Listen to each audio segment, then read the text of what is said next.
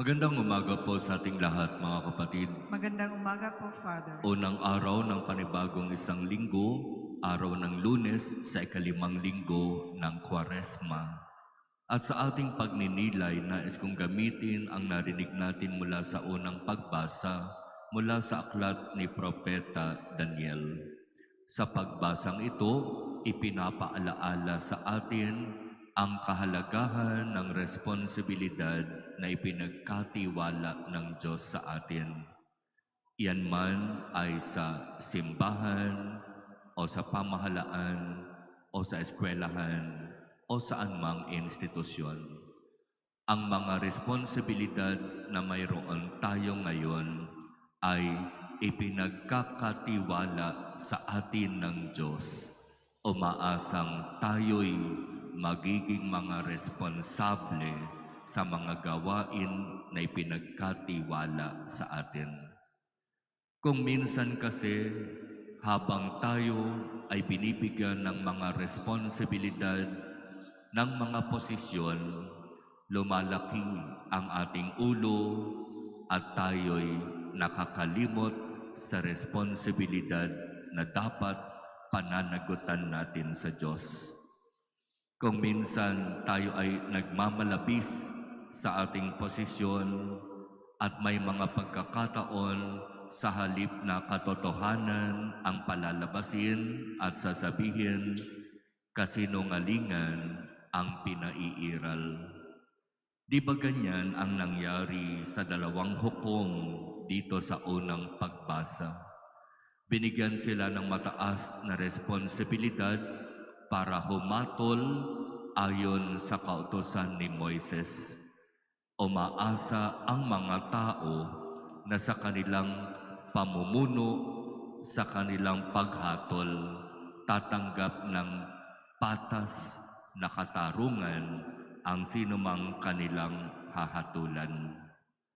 Pero pumasok sa isip ng dalawang hukom na ito ang pagkamakasarili, ang sobrang pagyakap sa kanilang kahalayan.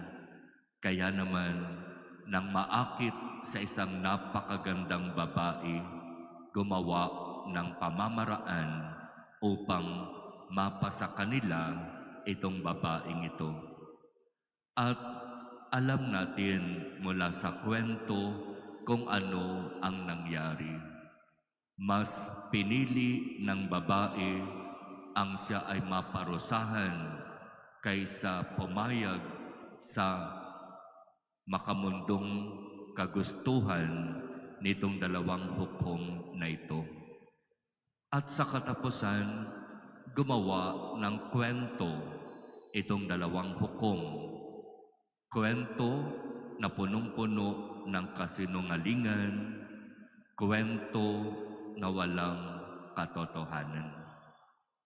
Pero narinig natin kung papaanong ang babae na inaakusahan ng mali ay lumapit, nagmakaawa at nanalangin sa Diyos. Alam ninyo ang buong katotohanan, Panginoon.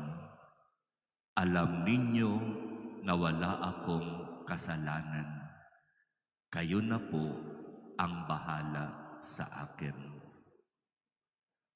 Pinakinggan ng Diyos ang panalangin ng babaeng ito sapagkat siya'y tunay na nasa katotohanan habang ang dalawang hukom ay nasa kamalian.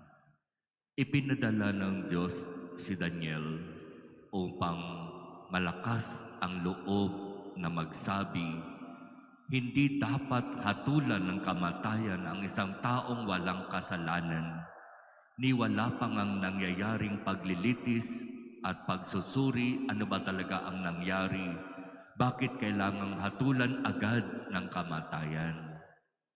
At pinakinggan ng mga tao si Daniel at hinayaan nila na sa pamumuno ni Daniel malitis, malaman ang katotohanan mula dito sa dalawang hukom na ito. At lumabas sa paglilitis, nagsisinungaling, bumubuo ng kwento na hindi totoo itong dalawang hukom na ito. Kaya mga kapatid, napakagandang paalaala ito para sa ating lahat, lalo na sa mga humahawak ng posisyon, responsibilidad ng mahahalagang gawain, lalo na dito sa ating simbahan at kasama ako bilang pari.